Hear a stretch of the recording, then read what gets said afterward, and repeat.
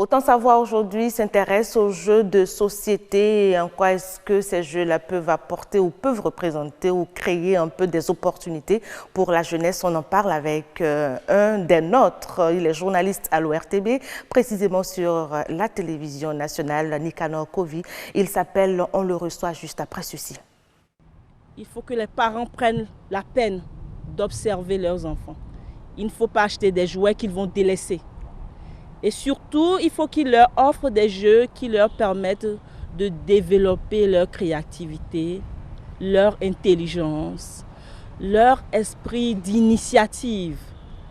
Et pour finir, leur collaboration avec les autres.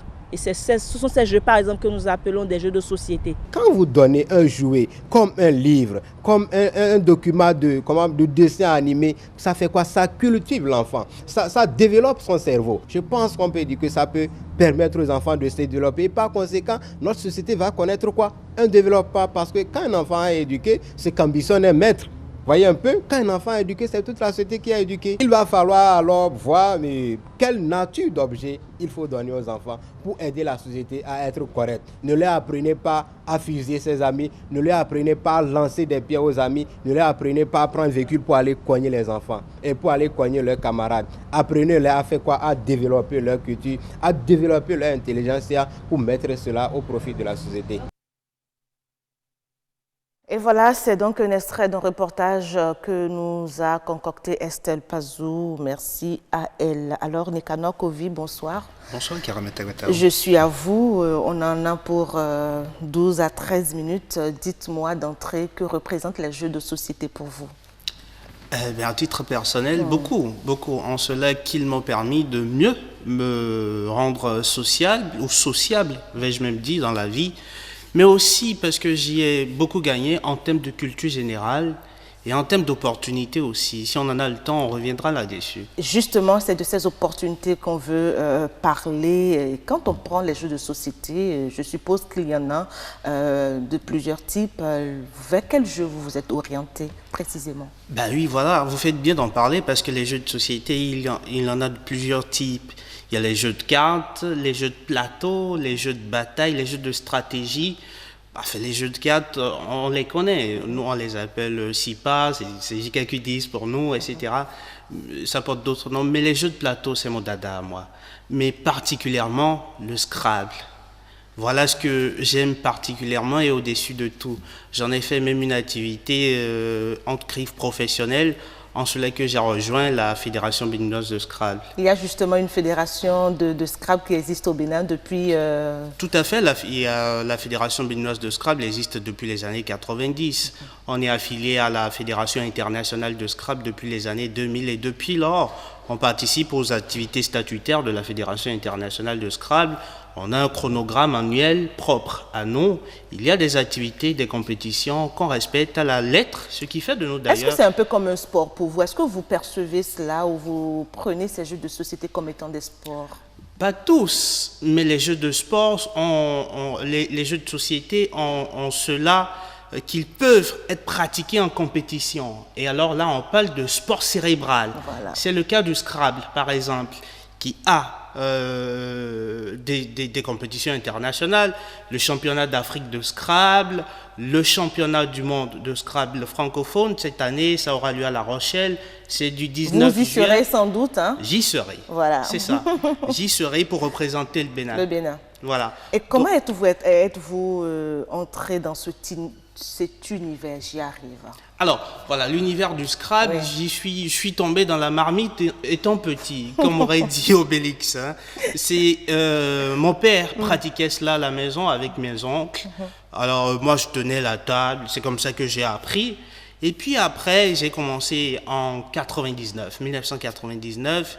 Et puis en 2009, étant encore à l'université, j'achevais mes études quand j'ai découvert la compétition, fortuitement. La Fédération béninoise de Scrabble a organisé une activité sur le campus. Ils m'ont découvert, ils m'ont dit tiens, tu as le potentiel, tu vas rejoindre un club de Scrabble. J'ai rejoint Intrepid Scrabble Club et depuis, je n'ai pas quitté. En parenthèse, c'est quoi ce potentiel qu'ils ont pu détecter en vous? J'ai un penchant pour les lettres. Voilà. je joue avec. C'est d'ailleurs pour ça que je suis venu à la profession de journaliste, comme par Ah, mais hasard. c'est par le Scrabble que vous êtes venu au journalisme. Sinon, j'allais vous demander, mais qu'est-ce qu'un journaliste professionnel comme vous aujourd'hui fait dans les jeux de société et qui s'illustre aussi bien à l'intérieur du pays qu'à l'extérieur? Bon, alors, petit flashback, je Oui. ne suis pas revenu, je ne suis pas arrivé au journalisme par le biais du Scrabble, mais tout y a concouru en fait. Des aptitudes comme qu'on dit que j'ai, etc. L'amour pour les lettres, l'amour pour le web, etc. Mais alors, pour en revenir à votre question, Oui. ce que ça apporte à un journaliste, Oui. au journaliste que je suis, de la culture générale, d'abord, du vocabulaire, ensuite, mais a aussi une manière particulière à conduire les interviews, parce que c'est aussi, on échange avec plein de gens, on y rencontre beaucoup de personnes, c'est savoir aborder l'autre, savoir lui poser telle question pour obtenir telle réponse. Tout ça a concouru à ce que je fais aujourd'hui en termes de journalisme. Est-ce que vous pouvez prendre le Scrabble aujourd'hui comme étant un second métier, un job pour vous Le c'est Scrabble, juste, oui. le Scrabble, c'est un jeu de société comme les autres, hein, on le pratique d'abord pour s'amuser. Mais le Scrabble de compétition est très exigeant. Il est très exigeant. Tous les jours, j'ai le devoir de m'entraîner. Autrement, on me jetterait de l'équipe nationale de Scrabble. Ainsi donc, si on fait un petit récap, c'est que vous êtes aujourd'hui un joueur professionnel de Scrabble. J'ai une licence professionnelle de Vous avez Scrabble, en une effet. licence et vous êtes dans l'équipe nationale, je suppose. C'est bien. ça, c'est ça. Je vous montre mon maillot. Allez-y, montrez-nous votre Voilà. maillot. Ça, c'est mon maillot de l'équipe nationale de qui Scrabble. fait de vous un membre de l'équipe nationale de Scrabble. C'est un journaliste hein, et il vient de dire que ça lui a permis quand même d'affermir son vocabulaire, de raffermir son vocabulaire, de mieux conduire ses interviews. Voilà, un des b.a.-ba en tout cas du journalisme. Il faut pouvoir amener votre interlocuteur à vous donner la réponse ou à cracher le morceau, comme on le dit. Alors, comme opportunité aujourd'hui, à part cette façon de voir, d'approfondir votre langage, votre vocabulaire, quelles sont les autres opportunités que vous avez pu gagner grâce au Scrabble? Enfin, les jeux de société... En voyageant peut-être? En voyageant, oui. J'allais venir sur cette question-là. Le Scrabble m'a fait beaucoup de choses. Il m'a permis de voir du pays. Voilà. Et j'adore voyager. Et pour un compétiteur dans l'âme que je suis, c'est aller rencontrer les gens, aller mesurer mes neurones à ceux des autres, me frictionner avec les autres, aller chercher la bagarre. Mais dans le pur esprit du jeu, c'est un sentiment grisant. Représenter le pays aussi, voir du pays. Votre dernier voyage, c'était où? C'était à Brazzaville, c'était en avril passé, dans le cadre des championnats d'Afrique de Scrabble. Oui. Le Bénin n'a ramené que le bronze, c'est l'un des pires championnats d'Afrique du Bénin, mais on promet que l'année prochaine, ici, sur nos terres, à Cotonou, Inch'Allah, on va ramener l'or.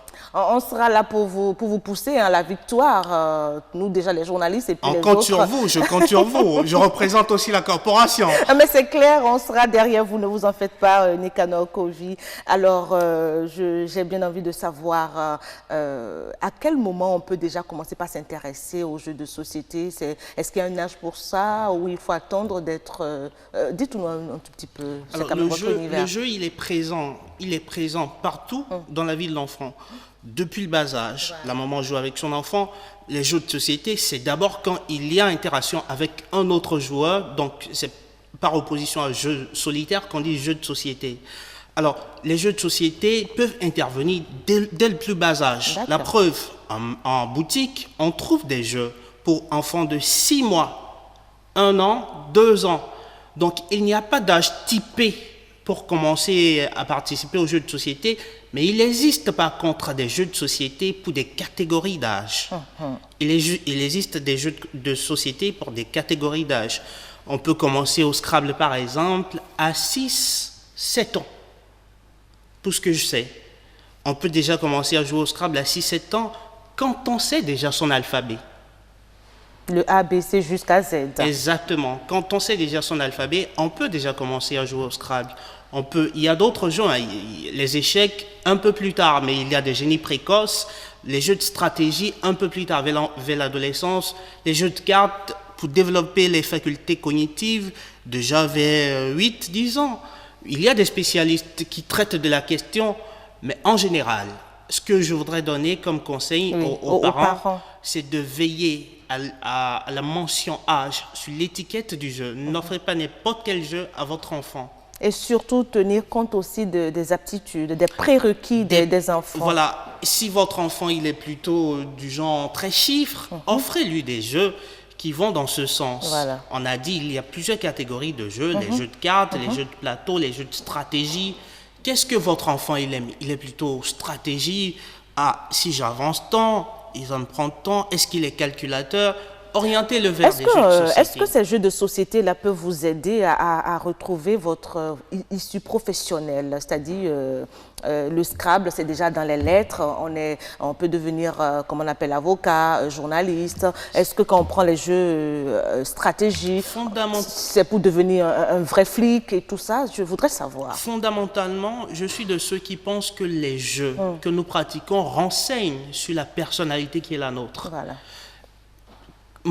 Je ne pouvais pas ne pas jouer au Scrabble, pour ma part.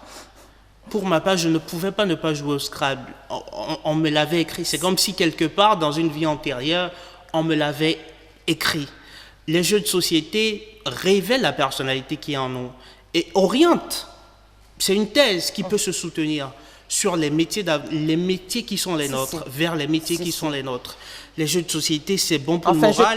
Je table sur votre expérience, hein, sur un peu ce que vous êtes devenu aujourd'hui. Je parle de mon cas à moi. Je ne généralise pas, mais je suis profondément convaincu que les jeux de société peuvent renseigner sur notre personnalité, en cela même qu'ils peuvent nous révéler plus tard ce vers quoi nous pourrions nous orienter en termes de vie professionnelle. Qu'est-ce qui pourrait constituer un handicap, en quelque sorte, pour les jeux de société? Vers quoi? Vers quelle dérive? La dépendance. Voilà. La dépendance, tout de suite, la dépendance. Il faut savoir départir le jeu de la vie réelle. C'est le cas des jeux d'arcade, les jeux vidéo. Les enfants deviennent trop dépendants, ils s'identifient à leur héros dans les jeux vidéo et on oublie qu'autour d'eux, il y a des camarades avec qui ils peuvent jouer dans la vie réelle. Votre mot de la fin? Eh bien, ce sera de dire que les jeux de société, c'est bon pour le moral, mais aussi pour les neurones. Ils favorisent la stratégie, la logique, et c'est une véritable école de socialisation. C'est important. Merci beaucoup, Nika Nokovi. C'était lui, mon invité sur Autant Savoir aujourd'hui. On a parlé avec lui, si vous nous avez suivis, de bout en bout des jeux de société et vous l'avez écouté, ça crée beaucoup d'opportunités pour la jeunesse. Et même si on est d'un certain âge aussi, on peut s'y essayer, n'est-ce pas? Absolument, il n'y a pas d'âge. C'est de 7 à 77 ans. De 7 à 77 ans, un peu comme l'amour.